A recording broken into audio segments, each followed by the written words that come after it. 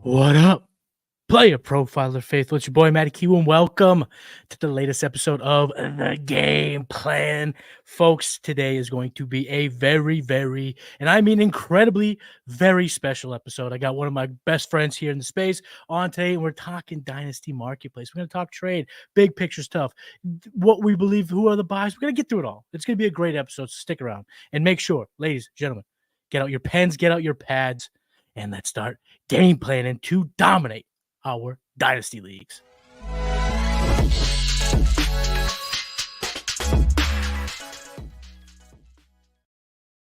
Planners, I'm joined by this handsome Sasquatch of a man.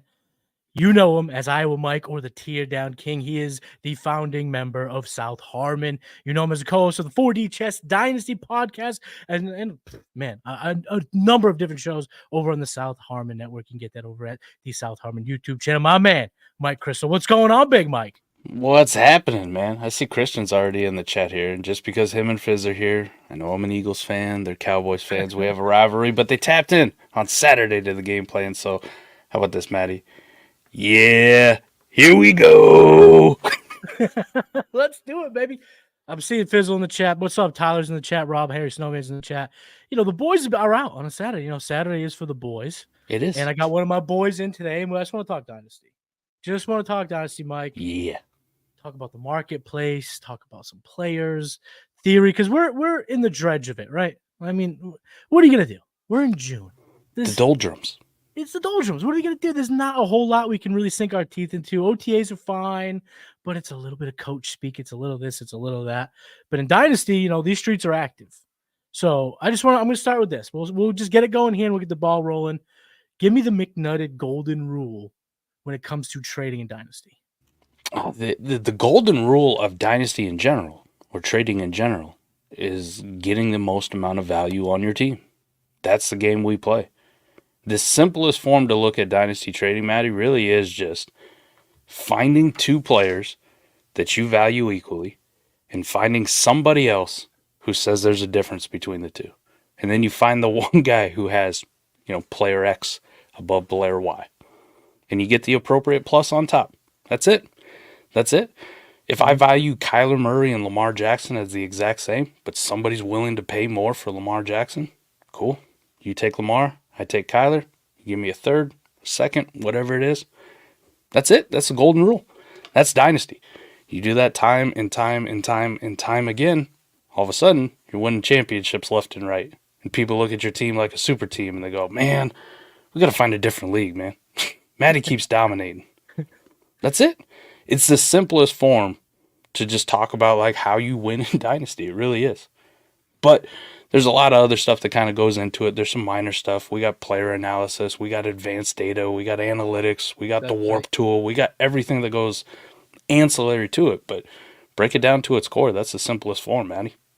Warp tool. Go ahead. Explain the warp tool. You've been on, so go back. If you don't know what warp is, make sure you go back to the last time Mike and Adam were on. We talked exclusively about warp, how to utilize it. But for all the newcomers over these last few months, give them a quick synopsis of what is warp and where they can find it. That's similar to baseball and how they have the WAR statistic, wins above replacement. It's a way to look at fantasy football points scored in individual leagues and decipher who's the better position to have, who's the better player to have, who's going to mean more to your team as far as actually winning games.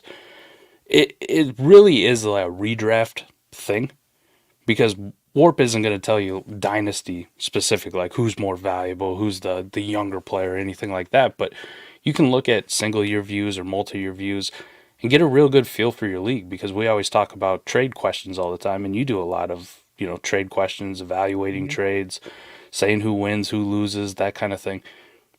We do it mostly out of context, and Warp provides you extreme amounts of context about what's most valuable in that specific league. So it's just a different way, a data way of looking at it, and assigning a number to a running back and saying that, hey, in this league, running backs are way more valuable than wide receivers. So when we look at a dynasty trade, for example, we can go, oh, looking at the Warp, running backs are king. There's no way you should be trading an equal tier wide receiver for this equal tier running back, essentially, because the running back's going to mean more to your team in terms of actually winning. And using the warp tools, what I've kind of started using in Dynasty, Mike, I want to make sure I'm going to run this by you as the guy who is behind the warp tool. Oh, that's all Koopa, man. I'm just the analyst. You're the face, of course. You're the face. You're the face. You're the ugly face. The lead singer. You're the lead singer. The front man. But shout out to Koopa, by the way. Shout out Big Coop. I've been looking at it like this, where I see a guy, because this is where I'm meeting analytics and where I'm meeting what I do in terms of watching the film, studying the player, the prospect profile, all that stuff. And what I try to do is try to bridge the gap. So what I've been looking at is indicators that suggest this player, who was a 1.5 last year, has the separation if he's a receiver, has the evasiveness if he's a running back, to achieve, let's call it 1.9 warp. Yeah. And then I look at the warp from last year and go, okay, that was player X. So if I don't think that this guy can be player X, okay, maybe then I need to temper my expectations and stuff like that. So it's not predictive, but I think the warp tool can be used in terms of marrying what you're seeing, what you're watching, what you're projecting, and what those numbers meant last year. Because if you know what's behind, what's the saying? I'm an idiot. I can't get this, Mike. If you know what's behind you, you won't get tricked in the future, or like fool me once, fool me twice, can't get fooled again. I don't. It's one of those things. I was thinking of the George W. one there too. Frank Caliendo making fun of him. Fool me once, shame on me. Fool me twice, 3 times a lady. No, I mean, really, that is how you can look at warp. And when I look at trades based on warp, like trying to evaluate it, I try to separate the actual names of the players, because we get in our feelings all the time. We got our favorite players, or we got players we dislike. But if you can reasonably project a range, let's just say Drake London, for example. We use Drake London as one. If you think that Drake London is realistically has a possibility to finish somewhere maybe in that 9 to 15 wide receiver range, you can go look at Warp and see what wide receivers are historically providing in your league that finish in that 9 to 15 range. And that gives you a number and a value. If you take another wide receiver and you say, man, this guy might finish, he might finish 15 to 24, but the other manager's adding a second on top of it. Now you kind of got to do a little math in your head. Like, what's that second going to be worth to make up in the warp difference between the two guys? That's essentially how I use warp for dynasty trades, because like you said, it's not completely predictive. Coop has done a lot of studies on this one and has looked at it.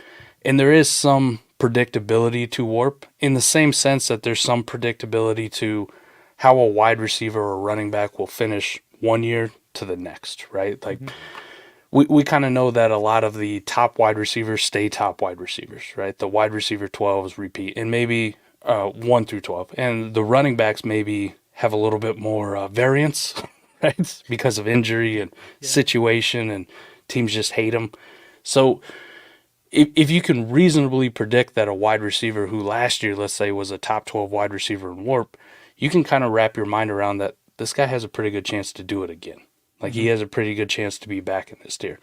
But kind of like you were talking about too, if there's guys that have other data associated with them, other metrics associated with them, which you really like, if you want to project them a little bit higher or value them a little bit higher, then sure, just plug them right in on that warp graph in that position, and then start your trade negotiations from that kind of baseline. When you get guys in your league, and I think a lot of our listeners run into this, where they're not the only one in their league listening to South Harmon, listening to Player Profiler. So these managers are getting more hip to accruing value, the idea of finding pockets of value. So how have you navigated those waters, especially someone like you who puts your content out there? And you're like me. You do what you say and you say what you do. Whatever you're doing in those dynasty streets, you bring to your content, just like me.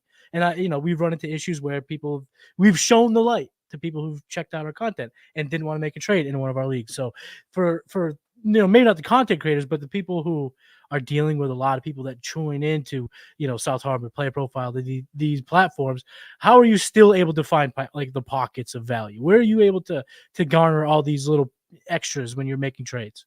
So I'll say in most, let's call them like patron leagues, Matty, where it's you and I, and it's a bunch of people tapped into the content that we're doing. It's a little bit tougher. It is, because people are aware. They're like, I just heard you talk about how good this guy was. Like, why do I want to trade him to you now?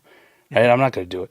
Or they have access to the tools and they're using kind of the same process. But inevitably, it doesn't matter if it's you or me and Adam. We think a lot alike, and we may be very much aligned in a lot of our process. But inevitably, there's still going to be one or two. Like, there's going to be those few scenarios where you like this guy so much more than I do. And that's how you end up getting the deal done, right? Like, back to the baseline of just Dynasty is really just about finding the differences between two managers' opinions on players and projections on players. So even you and I will have some differences, right? We can both really like Jayden Daniels, but I may be much higher on Jayden Daniels' like outcome. So if you have Jayden Daniels on your roster, I'm the perfect guy to come see, right? I'm the perfect guy to kind of get a trade done, because oh man, Mike, even though he's trying to look at it without viewing them as player assets, right? Like, I'm just trying to look at him as a position. I'm trying to look at him as a 10,000 foot view of what I want to do with my dynasty team. I'm still going to have some bias baked into how I evaluate Jayden Daniels. So the key to really getting those deals done, even in tougher leagues where people may think the same and kind of have the same process, is finding those one or two outliers where they'll be like, you know what, Matty, I will pay you a little bit more for Jayden Daniels just because I want him on my team. Well, let's put a pin on Jayden Daniels. I want to talk to you about Jayden Daniels. But so I think what the way to find this is where the grind comes in, right? This is where talking to your league mates, where it is checking the trade block, finding out the information. Because at the end of the day, Dynasty, much like anything involving people, it's about the people. And when you have a Jayden Daniels fan in the league, where your region absolutely plays a part in what could be valued. Where we're up here in New England, Drake May is going to have a little extra spice on him. You will. Javon Baker's going to have a little extra spice on him. If you're in Philadelphia, Jalen Hurts is untouchable, right? You ain't getting Jalen Hurts in your dynasty of a bunch of Philly guys. So I that's what you kind of do, is you have to talk to them, figure it out. And what's the old saying? If you can't spot the idiot and you look to your left, look to your right, can't spot the idiot, you probably should look in the mirror, right? Isn't that saying that you're probably that idiot? I go with the Rounders. I love that fucking movie so much, Matty. I love that movie to death. If you can't spot the mark at the table, you're the mark. Yeah, that's right. Yeah, exactly. Yeah, if you can't find the fish, you're the fish. Hell yeah. Rounders is the pay that man his money, right? Pay that man his money. Pay that man his money. I love that movie so much. John Malkovich plays a great Russian. He plays a great Russian in like every movie, but yes, John Malkovich in there is awesome. Sidebar, did you know John Malkovich made a movie that they're not releasing for like 100 years? It's called like 100-year movie, something like this, or a 25-year movie. No. They made this movie in like 2020, whatever it is, and they're not dropping it until... And I don't know. I've heard this could just be a TikTok, like I just got on the internet. Could be one of those things. Yeah. You just got the old man on the internet, so your kids got me again. But I'm pretty sure I saw that. It's pretty wild, John Malkovich. And I want to ask you this too, when you're because we're kind of talking here like about going out and seeking trades, right? We're grinding out there. We're finding where we could find the mark, if we want to call him the mark, or the fan of a certain player. We're looking to find these values and then mine out the value. But what do you do when someone comes to you? Like we're in a league and I go, Mike, I noticed that you have Jalen Wright on your team, and I love Jalen Wright. How do you go about making sure that you don't, it's like fishing, right? You don't want to spook the fish off. You want to make sure you reel that thing in, but you also want to make sure you get the biggest fish possible. So like, what do you do when someone comes to you in Dynasty where it's like, hey, Mike, I like this player. And you go, all right, I'm willing to sell this player. Now, how do I go about getting that extra value? Just in general, there's nobody on my team who I say is untradeable. So if you come to me and be like, is this guy available? The answer is always yes. Jesus. Jesus Christ, man. Yes. Yes, everyone's available Yeah. for the right price. I will sell one of my kidneys if somebody gave me enough money for it. I really would. I'll sell a testicle if I have to, Matty. There's a price on everything. There's literally a price on everything. I don't have anything in my possession that does not have a value. Except for maybe, my children. But I'm supposed to say that. In reality, I got 3 of them. Sometimes I think to myself, if Yeah. some seedy billionaire wants to come buy one of my children for $2.57 bill, I'll miss you. But I hope you pack your shit. It's a little bit different for me because you do need to be mindful, especially people who play in smaller portfolios and are really focused on maybe 5 leagues, 2 leagues, whatever it is.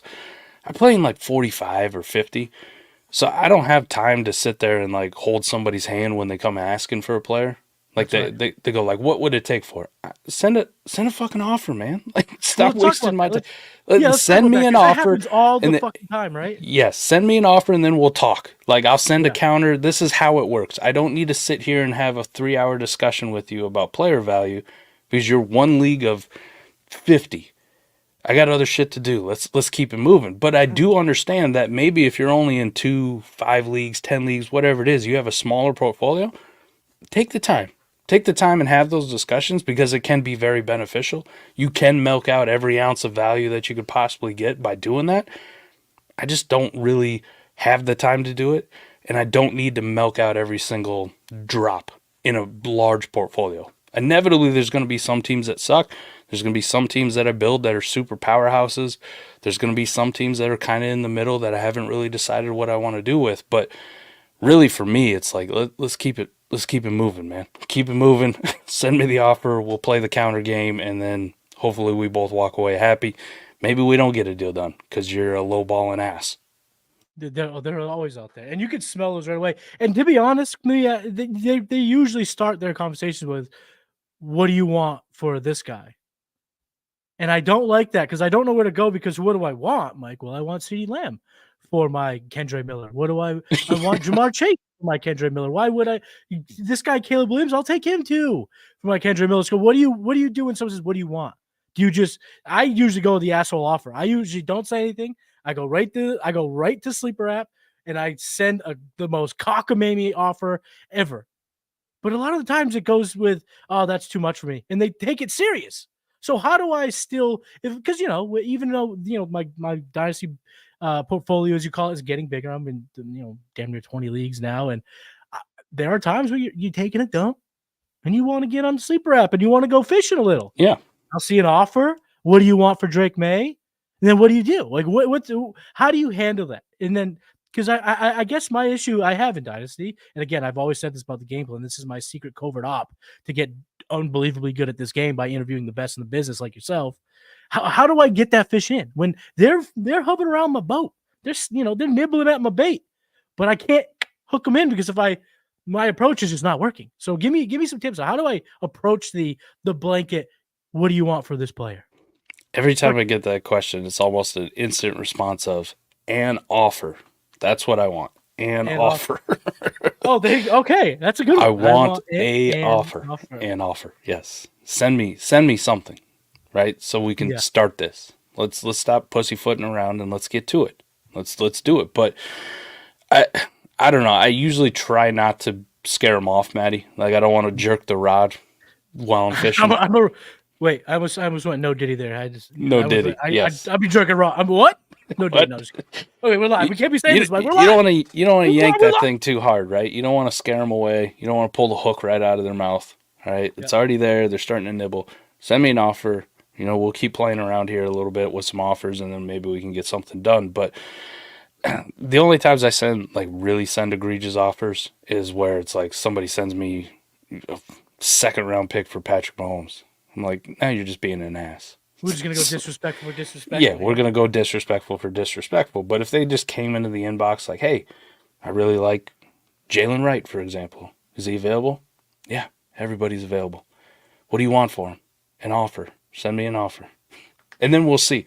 I want them to put their cards on the table first. I really do. Yeah. If you come to my inbox, I want to see what you're bringing first. I really do.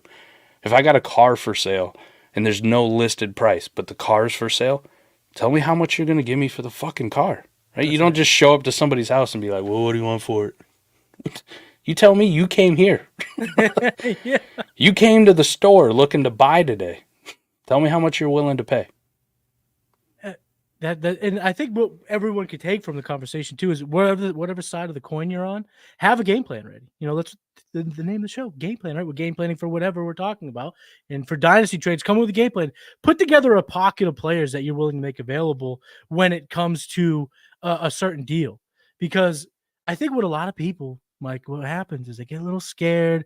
They don't want to overextend themselves. They want to make sure that they get the trade done and they make sure it's in that cookie cutter of perfection. They don't want to give up an ounce extra. They want to make sure that it's a razor sharp, clean trade. Where it's like if you come in my opinion, this is what I do when I go to a trade offer, I have a pocket of players that I'm willing to offer for this player. So I usually ask, give me a price tag. Do you want a multiple? Do you want multiple players? Do you want to stay in the same ballpark? A tear down? Like, what are you looking to do? They usually give it to me, and then I have my players. These are the guys on my roster that I'm willing to make available in this trade. Sometimes they say, you know what, those guys don't really entice me. Thank you. I'll come back around next time or whatever. So what are some things that you do when you're game planning to go make an offer? You look at you like, let's say you look at a roster and you're like, I can win this thing, but I need a running back too. My buddy just put running back on the block. I need to make an offer for him. Give us, walk us through kind of the McNutted game planning when it comes to getting ready to go hunting for your player to win, your contending teams. So again, it's more of the portfolio strategy. So when I talk about, I hate when people come in and want to have dialogue with me, I don't do the same shit back to people, right? Like, I'm not a hypocrite with that. Matty, like, you'll know if you go look at our DMs or whatever on Sleeper for any league that we're in together, most of it is me just sending you an offer out of the blue. That's it. You may have put somebody on the block. Shit, you may not even have them on the block. I may be sitting on the shitter at work looking at that specific league, and I'm looking and I go, well, oh man, Matty's got some pieces that I would like that fit what I want to do with the team, right? Like, maybe I want to get younger. Maybe I want to compete this year. Maybe I need a quarterback or whatever it is. Mm-hmm. I'm not necessarily just looking for specific players. It's usually a range of players. So, Matty, when I send you that offer and you get that DM or that notification that comes through that says Mike has offered you this offer or whatever the hell it is in whatever league, know that there's probably two or three other people in that league that got a very similar offer because I'm looking for a range. So let's say it was Jayden Daniels or Kyler Murray kind of in that range. That's the kind of quarterback that I'm looking to acquire. Whatever package I put together to send to you, Matty, is pretty similar to probably what I sent to the guy right next to you. And I'm just throwing lines in the water and I'm seeing who's going to grab it and bite. And sometimes the trade gets smash accepted, right? I might have 4 offers out and one guy just smash accepts. No counters, no dialogue whatsoever. Yeah. And I think that's what scares a lot of people. It really does to trading like that. It's everyone's nightmare. If he accept right away, did I mess up? It's like, no, if you felt comfortable 10 minutes ago, yeah, then you should feel comfortable with the accept. You don't have to bitch at each other for 20 minutes. Right. And I don't have to send out super lowball offers or, the phrase in quotes like, that's my initial offer, Yeah. Work with me here.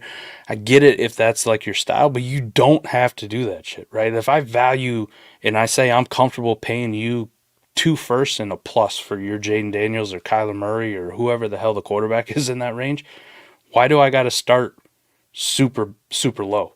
Like, why do I got to start with, Matty, I'll give you a single first?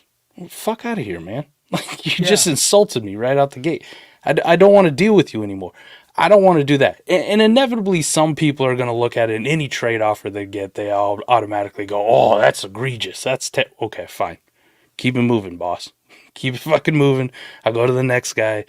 We'll see what he wants to deal with. But I don't think people need to be scared that an offer got smash accepted with no dialogue, no counters back and forth. It's okay. It's okay. Just send what you're comfortable with. It doesn't have to be your max offer, but you're like, listen, I think this is probably a fair price, pretty close, 80 cents, 85 cents on the dollar. Yes. I don't care if Matty accepts it. I still feel like I got a deal. Like, okay, a little bit less. Now, I do leave just a tiny little bit of wiggle room, right? Like, I'm not sending you the greatest offer you've ever seen unless I'm drunk, I'll send you the greatest offer you've ever seen. Which is a topic for a different day. Drunk trades. We should do an episode of drunk trades because who doesn't love some cocktails and some dynasty trades? Yes. So it can be done. I don't think people need to be so scared about doing it, though. Like, send a reasonable offer to start with, and you'll end up getting more deals done in the long haul because people are like, oh, this guy isn't always trying to screw me over, right? Like, inevitably, the trade negotiations become easier. And there's some people that I trade with all the time just because we have that rapport, right? I know if they send me an offer, it's fair. It may not be what I want, or it may not fit my team direction, but okay, simple decline, whatever. Or maybe we can work something else out. But a lot of times, just because we have that, they know what I want, I know what they want, boom, perfect partners here. You really favor running backs? Boom, I got running backs, you take them. I need wide receivers. Boom, we're done. We're done. And we move on. And then we make another deal.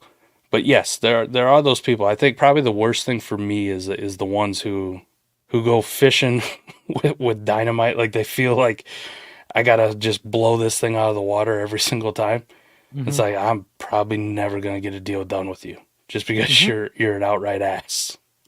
Well, yeah, I mean, everyone has that guy in the league that maybe when the league started was out there ripping deals, but then burned the bridge and the trust of everyone in their league, and now they can't get deals done. They want to negotiate in good faith, and no one looks at it. You don't want to be that guy. And it goes back to our conversation early in the show about knowing your league mates, understanding the marketplace that you're working in with your league, where the value could be come from. Because you just mentioned the everyone's favorite trade partner. When I'm decided, there are leagues that I know, if I'm going to put a guy on the block, I'm going to this guy's team first because I think we can maybe work on something, or at least he'll be up front with me and I can keep it moving. This doesn't have to be, again, a 20-minute bitch fest.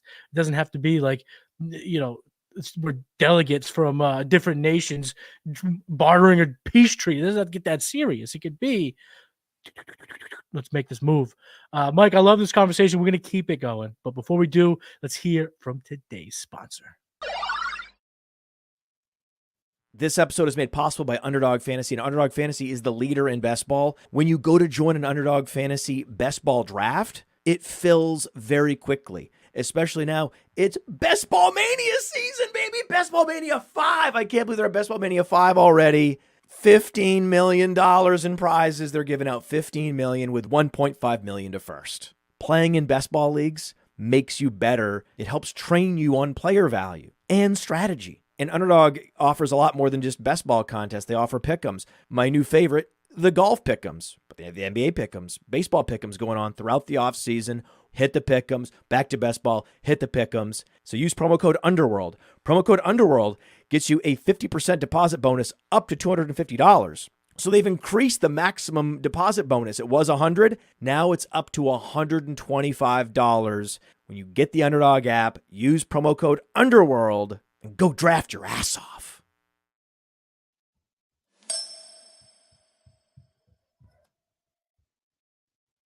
Matty Kiwoom, Mike from South Harmon with talking Dynasty Trades. We're really just getting into the thick of things, but we haven't been live, admittedly, in a little bit of time. Mike, and it felt good to get back on the live waves, just letting conversations fly with no barrier between us and everyone checking in. So let's take real quick. I want to go to the chat here because a question sparked up, and there's no better person to talk to in the known realm than this man about this. So our guy Jay in the chat, what's the sell point of the QB Hoard? He has someone interested in buying, but what makes you stop holding the QBs if you went with a QB Hoard strategy in your startup? The simplest form for quarterback hoarding is for me, like you talked about the golden rule of dynasty, essentially. The golden rule of quarterback hoarding for me, which I do often, very, very often, and especially this year because the rookie class gave us 6 first-round quarterbacks, and I had a ton of rookie picks. And yes, could I have gone Marvin Harrison here or Malik Neighbors here or Roma Dudes? They're all fantastic players. I'm not saying that. But I wanted to put the pressure on my league, so I ended up walking away with, 4 or 5 first-round rookie quarterbacks to add to the maybe 2 or 3 I had on my roster. And now people who thought they were getting quarterbacks in the rookie draft for dirt cheap, which your drafts are the cheapest you're ever going to get a quarterback, good quarterback. Startup drafts, rookie drafts, that's you got to spend 1 pick and you get a quarterback. Now, Go out and try to buy Lamar Jackson in a Superflex league and tell me that it doesn't cost you 3 firsts, right? 3 assets, like 3 good assets. It happens. So I do a lot of quarterback hoarding, and I always find that the first trade I make is the most reasonable. It's the most reasonable, where it's closest to market. So hypothetically, let's just say it was Lamar Jackson. Somebody came to me and said, I'll give you 2 firsts, and I'll give you a player that's worth a first plus or whatever, like a Nico Collins or something like that. Right. All right, done deal, man. You take the quarterback. I don't have to take a quarterback back. We're good to go. I get 2 liquid assets, and I get a wide receiver. Done. And people look at that and go, oh, man, Mike's reasonable when he trades his quarterbacks, even though he's hoarding them. He's not trying to bend everybody over. The joke is the second person that comes into the store is the one that's getting the markup, right? It's like the Amazon Prime days, right? All year long, you sell stuff for reasonable prices, and then we just call it a sale. You see Amazon Prime has happened. And you go and you're like, well, it's a sale. Look, it says it. It ain't. The prices are probably more. The prices are the same or marked up slightly. And we just called it a sale. The second person in the door, that's the one where it's like, you're going to feel this one. But it puts that pressure on it, right? Because you made one other team fill a hole, a quarterback hole in Superflex. Like, they're good. They're a stronger team. Anybody else now who wants to do it and compete, they got to compete with that initial offer, and they got to one-up it, and they got to keep going. Like, the pressure now becomes on, because if they stand pat, all of a sudden now they're going to lose out to Steve's team over here, who just made a reasonable deal for 1 quarterback with Mike. Shit, I really need Kyler Murray now, buddy. I really, really need him. I know you do. I know you got to compete with Steve. Good luck to you. Well, you gave him Lamar for 3 firsts, essentially. Yeah, well, I'll give you Kyler for 4. Oh, I can't do that. Well, tough shit then. Enjoy losing to Steve. Bye. Store's closed. See you later. Kick him out the store. So at least how I like to do it, I'm not saying it's the right way or the wrong way, but at least how I like to do it is make the first deal reasonable, get the ball moving, and then if you really want to start being an asshole to everybody else who comes in, that's probably the easiest way to do it. Do you typically have a pattern in which you start with your QB hoard? So, like, let's rank your 6 quarterbacks 1 through 6. Do you usually try to start with your 4, 5, 6, or are you okay starting with your first? And then, because that price scale is going to confuse the market if your number 1 goes for this rate, but your number 5 is now going for a similar rate. How do you navigate those waters as that unfolds? I will sell whatever quarterback you want. Right, a lot of people will do a quarterback hoard, and they might have like a Jared Goff and a Derek Carr as their bottom quarterbacks, and they go, those are the guys I want to get rid of. Well, you can get rid of them, and you can get rid of them for reasonable prices, but you have to remember, not a lot of people really want to shop at the Jared Goff or Derek Carr store. They really don't. They want to shop at the Josh Allen, Jalen Hurts store. They want to go for the elite. Right, so if you could sell one of the elite guys for a very reasonable price, you'll find that you can actually sell those bottom tier guys for more than what they would have gone for. Just because people start to panic, right? The FOMO, the fear of missing out. Fuck, I need a quarterback. I hate paying this for Jared Goff, but I just got to do it, right? Like, I mean, it's 2 firsts in a couple seconds. This feels expensive, but I just got to get this fucking deal done. I need a quarterback. So I'll sell whatever one you want. Right? If you want to shop first through the door, you want to shop at the Derek Carr store, sure. I'll sell them to you for market. Mm-hmm. Just know that the next time you come and your Derek Carr inevitably fails and you want to buy back into Josh Allen or Jalen Hurts, you're really going to feel it because I don't have a lot of issues moving them. Or if you flip that around and I sell you Jalen Hurts at a reasonable cost and then you need to backfill because Jalen Hurts got hurt, punny. Let's pray that doesn't happen, Matty, by the way. Jesus, I fucking jinxed him. I'm knocking on that wood right there. I can't believe you just did that. Yeah, Fizzle's got me all flustered after last night. Fizzle, he's got that charm, But they needed to fill a quarterback spot for a week, and they needed, Derek Carr type. Mm-hmm. I'm not just giving you Derek Carr for a random second. Like, I'll sell you Derek Carr for a first. Like, that's egregious. I'm not paying that. Well, then fucking lose this week. I don't care. It's not my problem. No. Yeah. You hold the cards in the QB hoard, but let's flip the script. As someone who's kind of become the godfather of the QB hoard, I'll call a spade a spade. I mean, you got fantasy football started last year as you went viral. About a QB. I didn't even do the quarterback hoard. I just posted the fallout. Well, hey, you're part of the QB Hoard. But on the other side of that coin, let's say we're in a league and I QB hoarded. Do you now go, all right, I know what I do when I have the hoard going on. I'm shooting for the top because I don't want to lose those assets buying his fourth quarterback and then not having those assets when I need to inevitably come back for his two quarterbacks. So I'm going to start at two. And I'm willing to pay the high price now, right? Because as you said, it will go up for the next one and the next one. Yeah, I want to be the first through the door. I want to be the first to the Matty Kiwoom quarterback hoard store. I don't want to be the third guy. I really don't. Mm-hmm. If you treat it kind of similar to an auction, right? Like, you ever done an auction startup? Yep. Or like a proxy auction or anything like that? Inevitably, when the first guys get nominated, we're like, we're kind of hesitant to pay the prices. Is this the right price for Josh Allen? Is this the right price for Jalen Hurts? It seems expensive. And isn't there always a quarterback that gets nominated later when the numbers start to dwindle that you're like, oh my God, why is he going for the same price that Josh Allen went for, 17 nominations ago? Why is he even in this realm? It's the same kind of principle with quarterback hoarding. It really is. That's like, true. I would rather pay the market or what I feel is uncomfortable to Matty first and be the first one in there than pay something egregious that is, I'm paying damn near Josh Allen prices for a player that's not damn near Josh Allen. That's right. Like, why would I want to put myself in that position? So if I get quarterback hoarded on, no Diddy there too. If I get quarterback hoarded on, Matty, like, I want to be the first one to get the ball rolling on me getting one to fill my needs before anybody else gets to you. That's a principle we could take straight from the pros that do this. The team builders in baseball, football. You set the market in trades because prices always go up. Look at Patrick Mahomes. He set the market. Everyone was up in arms. This guy's too expensive. How are you going to have a quarterback worth $45 million? But, well, now he's the 9th ranked AAV at the position. So when you get in early and you set the market, inevitably you look up in a few years being like, oh, thank you, Jesus. I got in first.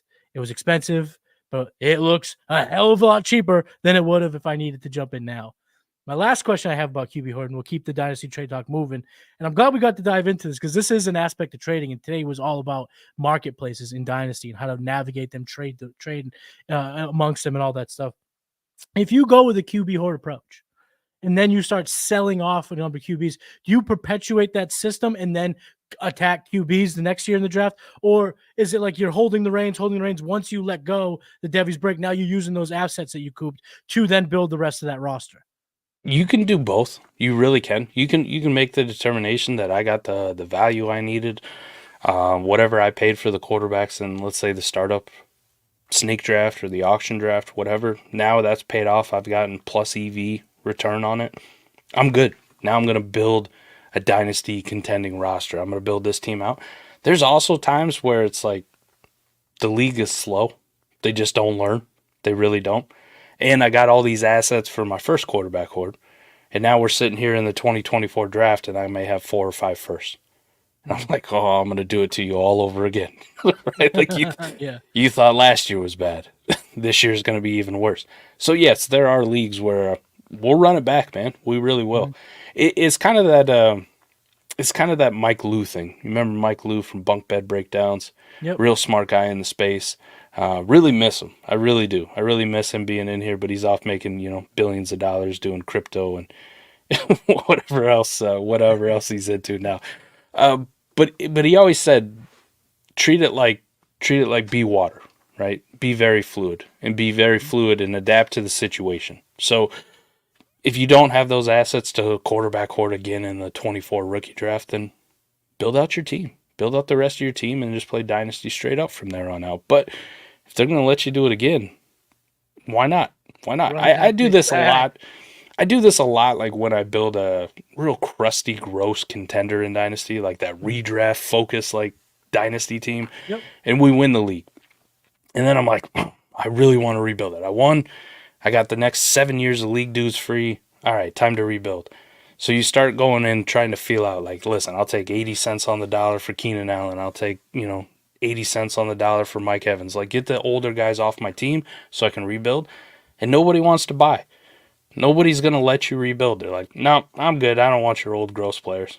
all right, screw you guys. I'm running it back again next year. Yeah. And you'd be surprised how many times when you run it back, it's like you find yourself in the same winning position. It's like, well, I won the league 2 years. Yeah. Like, Think of Evans, those guys that, yeah. the sells of 3 years ago, you look back like, yeah, I squeezed out 3 more wide receiver 1, wide receiver 2 seasons. Do the same thing with quarterback hoarding. If they'll let you do it again, fine. Fine. I'll do it to you guys all over again. You didn't learn the first time. The George W. Bush, fool me once, shame on you. Fool me twice. Once, twice, 3 times the lady.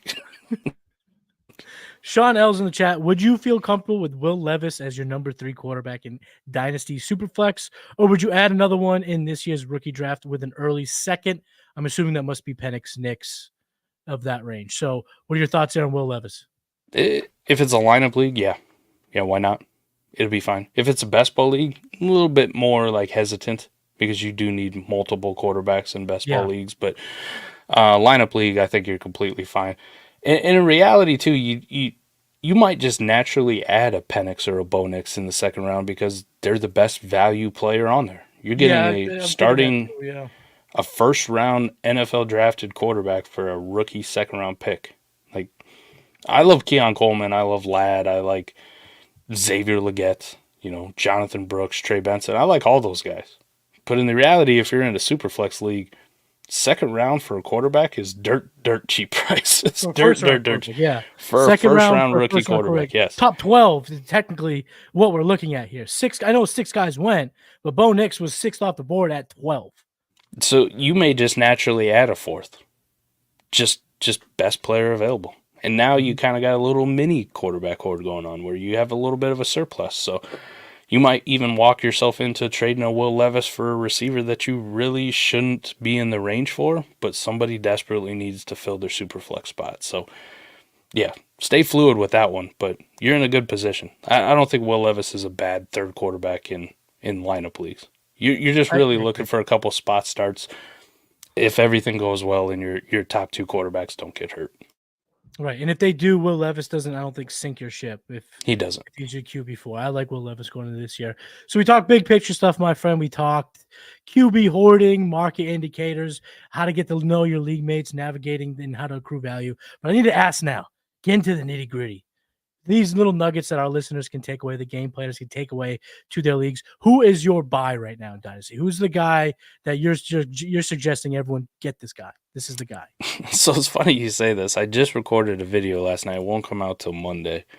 And these are just these are just stupid low cost guys for your contending dynasty teams. Just ridiculous. So what I really like to do, this is not a gospel, right? Keep Trade Cut is not the Bible on dynasty value, but it's a very good snapshot of how the community kind of feels and how we feel as dynasty community. So what I do is I pair that with also startup ADP and kind of get a real sense for, hey, where are these guys going and how are people drafting them? There's 3 guys out there right now, Matty, I think are fucking egregious in how much the dynasty community hates them because they're old and they're gross and, I don't want these dudes on my team. I'm old and gross, Mike. What the fuck, dude? Yeah, we're both are. I got gray in my beard for a reason. But the first one I got for you, Matty, is Tyler Lockett. He's been disrespected for years, but right now he's like wide receiver 76, 77 on Keep Trade Cut. Like, he's dead. Dead. You got like Luke McCaffrey ranked right next to him. A guy we've never seen anything from, who wasn't a high pick in the NFL draft. Like, I like Luke McCaffrey. I'm interested in. Yeah. But if you're telling me on a contending team I could flip a Luke McCaffrey for Tyler Lockett, who's going to score fantasy points this season, why wouldn't I do something like that? In reality, what's the odds that Luke McCaffrey in 2 years is still on your dynasty teams as like a meaningful piece? And not just somebody there at the bottom of the roster on your taxi squad or whatever. You go like, maybe this is the Luke McCaffrey year. Maybe he finally fires this year. Yeah, he does have roster clogger kind of written all over him. It happens. Tyler Lockett, though, how many games do you think you could probably throw Tyler Lockett in a flex and be happy this upcoming season? I would say a lot. Yeah, I think it's above 50% of the schedule, I would say. I like JSN too, but it's an up-tempo offense that's going to come in now with Ryan Grubb coming over from Washington. You saw what he did the last 2 years with Washington as the OC. First in pass yards per game and then second in pass yards per game in the entirety of college football. That's right. Loves using 3 wide receiver sets. We just saw Roma Dunze and Jalen McMillan and Jalen Polk and Jeremy Bernard, who's now at Alabama. All those guys had real nice moments, real nice moments and real nice seasons under this style of offense. Mm-hmm. It's not the Pete Carroll of old who just wants to run the football and play defense. Tyler Lockett could be a hell of a value, and especially at the prices. Matty, you can get him in Superflex leagues for like late thirds, early fourths. You know, I've seen some trades that we pulled off the lab on South Harmon, the league management system there. There's some trades where he's going for like 5th rounders. Right. Tyler Lockett. He's going in 15th round of startup ADP. It is ridiculous that Tyler Lockett's getting disrespected that. And for those prices, Matty, even if I could only throw Tyler Lockett into my flex 2-3 times a year in 2024, I'll pay it. I'll pay it. Yeah. That's good, solid depth. The other one who's very similar is Gabe Davis. And I've never been in on Gabe Davis until this year, but he's also in the 70s. He's also going for 4th rounders. Calvin Ridley was 8th last year in deep targets with 28. Zay Jones had 12 of his own. That's 40 deep targets that are gone. And what does Gabe Davis do? Run deep. I know Brian Thomas does it too. Brian Thomas is a rookie, though. He's going to be slowly acclimated in until he actually explodes. Gabe Davis with Trevor Lawrence could have you some massive spike weeks. Now, he's not going to be the most consistent, but that's a guy, if I got to throw into a flex, kind of like Tyler Lockett, why not throw a guy into a flex who could give me a 20-point week? He may only give you 3, but he could give you 20 points. And versus the same conversation of like, what's that 4th round rookie pick actually going to mean to me on my team? More than likely, that's a dude I cut in training camp because he didn't make the roster. He's on the practice squad. More than likely, in 2 years, even if I could throw him on my taxi, still hasn't ever seen a lineup for me ever. Best ball or lineup. I mean, those are the odds that you're betting against. Gabe Davis, sure. I think for Dynasty contenders is a pretty good buy. It always happens, right? What's the saying in Batman? You die as a villain, or you die a hero, or live long enough to become the villain. That's Dynasty, man. I can hate a guy for 5 years, and then his value falls and falls, and you're like, hey, bring Gabe Davis over. I don't mind that at all. Other side of the coin, though, time bombs, guys that need to be off rosters. Give me your sell right now. People hate this one, but I've been on it forever. And I would have given you 2 guys, but the market has corrected on Justin Herbert, so we'll stop the Justin Herbert slander. I think he's more appropriately valued than he was 3 or 4 months ago. Oh yeah. CJ Stroud. I think CJ Stroud's awesome. I'm a fan. I like all the weapons that he has. I like that Houston system. I like Slowick. The whole thing is nice for CJ Stroud, and he played well last year as a rookie. He had some really good moments. But Matty, all this research that I've done on where fantasy points and elite fantasy point seasons come from quarterbacks tell me that it doesn't come from quarterbacks like CJ Stroud as often as you would think. There's the caveat. There's the asterisk on it. CJ Stroud's a pocket passer. NFL quarterback fantasy points come from running quarterbacks, guys who are going to put rushing touchdowns in and give you 400 or 500 yards plus on the ground. CJ Stroud does not do that. Unfortunately, he just doesn't. He is a pocket passing quarterback. I'm not saying he's terrible, but Matty, we value him as a dynasty community with Jalen Hurts, with Josh Allen, with Patrick Mahomes, who Patrick Mahomes himself is a outlier quarterback, kind of like CJ Stroud, but the difference is Patrick Mahomes is a threat for 50 touchdowns and 5,000 yards through the air to make up for the fact he does it year in. His bad years are still QB1 seasons. We know that.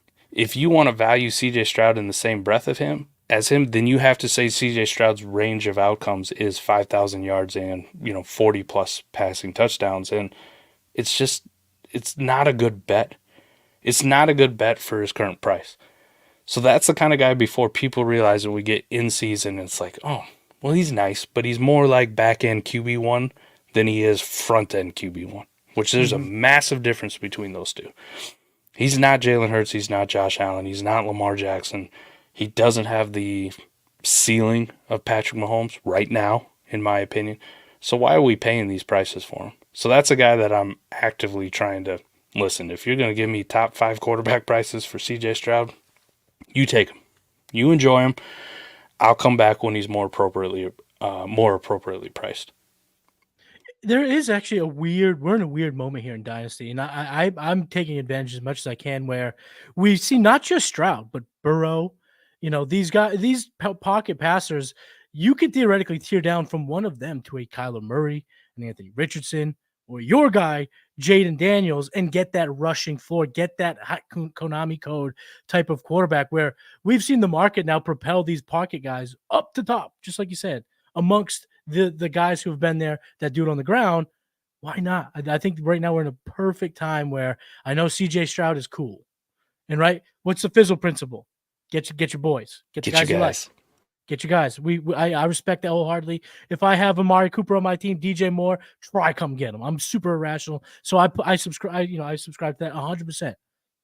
But if you're playing the value game that we play in Dynasty, there is a unique moment in time where you could take pocket passing quarterbacks, tear down, get something on top of the rushing quarterback, and probably reap the benefits, in the short term and the long term.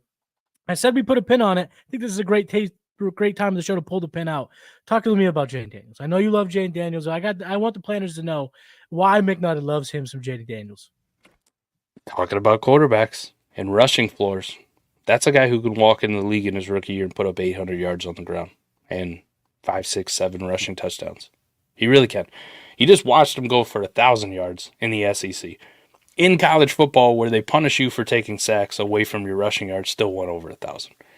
He's extremely electric and dynamic. Now, not splitting hairs, he's not Lamar Jackson, right? But he's more like RG3. And if we want to do the whole, tell ourselves a story, do you remember once upon a time when RG3 came into the league as the second pick to a team in Washington, D.C.? And in his rookie year, he put up 20 fantasy points per game.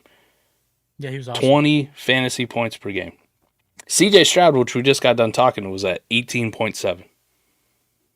And RG3 did that in his rookie year. When I talk about Jayden Daniels does have that elite ceiling. Now, there are some question marks. The offensive line of Washington, they did some things to shore it up, but I was atrocious last year. It is the Washington organization. Historically, we hope this new regime that they have here for the Washington fans, the people in the D.C. area, I hope you have better fortunes than you did under the last one. And there's some injury concern about Jayden Daniels' play style. But if Jayden Daniels were to make it through a season healthy, why couldn't he put up 19, 20 fantasy points per game? Because he's going to run for 800 yards almost just right out the gate, easily. And he's got decent enough weapons. Speaking of Luke McCaffrey, he's got decent enough. As a wide receiver 3, it's pretty good. Jahan Dotson, Terry McLaurin, Zach Ertz, Ben Sinnott. People get mad when I call him Sinnott, but yes. Either way, he's got decent enough weapons. I know Cliff Kingsbury scares the shit out of people, but one thing Cliff Kingsbury is going to do that is good for fantasy is play up-tempo. He's going to go fast. He's going to run a lot of plays. It may not lead to long-term success for the team, tiring out the defense, 3-and-outs, etc., but Jayden Daniels is going to have plenty of opportunities to put fantasy points up, and that's why I love him. I would say between him and Caleb Williams, no disrespect to Caleb Williams, I think Caleb Williams is awesome, but the rushing difference between the two styles of quarterback would lend me to say that I want Jayden Daniels more than I want Caleb Williams, because fantasy points. That's it. That's why I play the game. I'm not saying NFL-wise Jayden Daniels is going to be a better quarterback than Caleb Williams, or Jayden Daniels is going to be a better quarterback than CJ Stroud. I'm saying for a fantasy perspective, that's well within his range of outcomes to do, and he's not valued even close there. We talked about CJ Stroud earlier. You can get Jayden Daniels plus for CJ Stroud almost every day of the week. A nice plus too, not a sprinkle. You could probably get a nice little something on top, I would imagine. Yeah, I think the tough one, Matty, you're in this startup that we had last night. Real sicko stuff. C2C, baby. Let's go. Real sicko stuff, but we're doing the NFL side. And shout out to Fizz for being my co-manager, my co-owner, getting him some C2C experience. But the tough one was at the end of the first, deciding between Kyler Murray and Jayden Daniels. And I'm so glad that we went with Kyler in the hopes that on the turn coming back, Jayden Daniels would be there for us as well. So we got the best of both worlds. We landed both of them.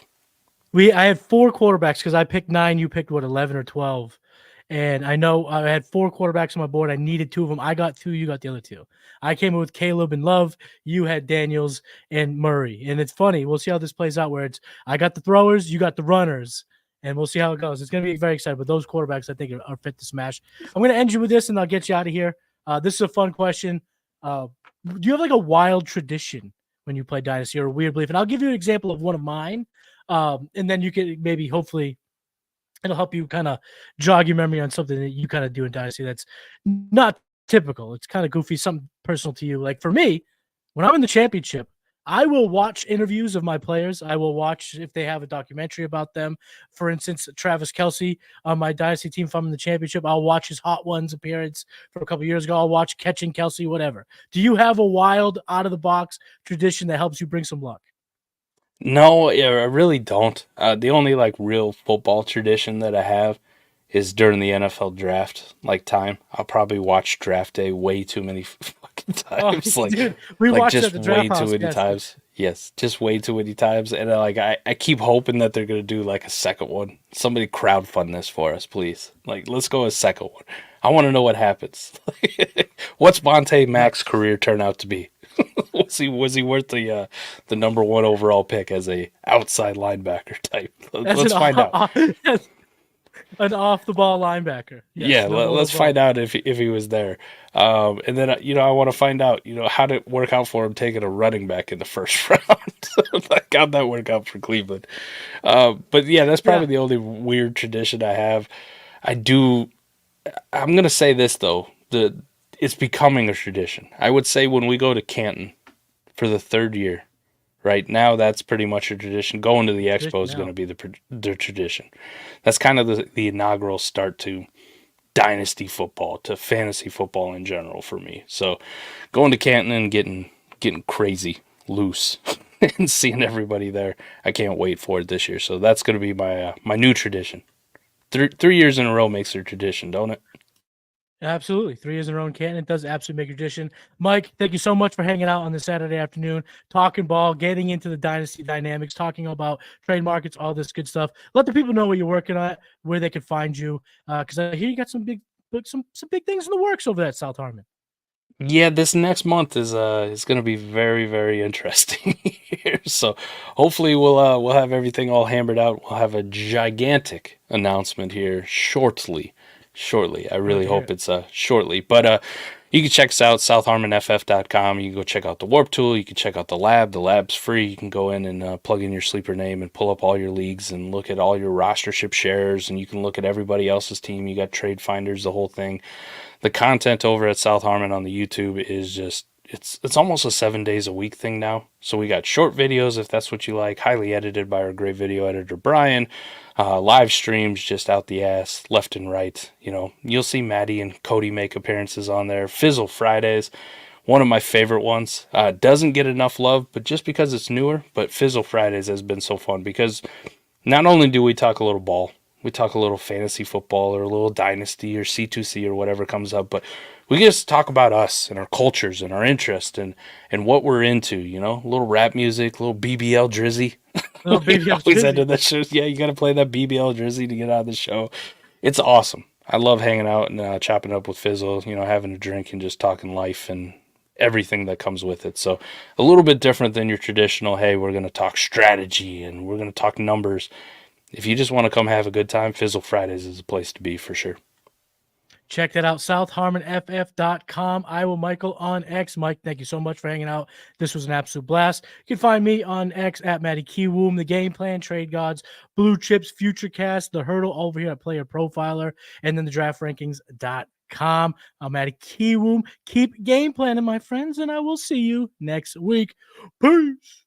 Hey, I want to thank you for being part of this broadcast. If you have any thoughts on it, leave a comment. If you enjoyed it, make sure you leave a like. And if you want to see more shows on the Player Profiler channel, subscribe to it. That's how we know you want more.